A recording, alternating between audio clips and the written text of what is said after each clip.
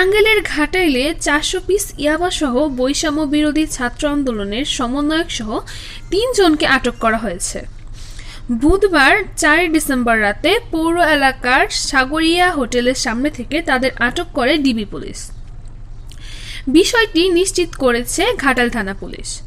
আটককৃতরা হলেন ঘাটাইল উপজেলা বৈষম্য বিরোধী ছাত্র আন্দোলনের সমন্বয়ক জুমুরিয়া ইউপি সদস্য বন্দে আলী মিয়ার 20 বছর বয়সী ছেলে মোহাম্মদ সিয়াম, সন্ধানপুর ইউনিয়ন কুশারিয়া গ্রামের সালাম মিয়ার 26 বছর বয়সী ছেলে মোহাম্মদ শাহ আলম, জুমুরিয়া ইউনিয়নের চান্তারা গ্রামের হাফেজ আলীর 24 বছর বয়সী ছেলে সাদমান মোহাম্মদ সাকিব। ঘাটাইল থানা সূত্রে জানা যায়, গোপন তথ্যের ভিত্তিতে বুধবার গভীর রাতে অভিযান চালায় ডিবি পুলিশ। এ সময় 400 পিস ইয়াবাসহ মোহাম্মদ শাহ আলম, সাদমান মোহাম্মদ সাকিব ও মোহাম্মদ সিয়ামকে আটক করা হয়। এ ঘটনায় তাদের নামে ঘাটাইল থানায় মাদক আইনে মামলা হয়েছে।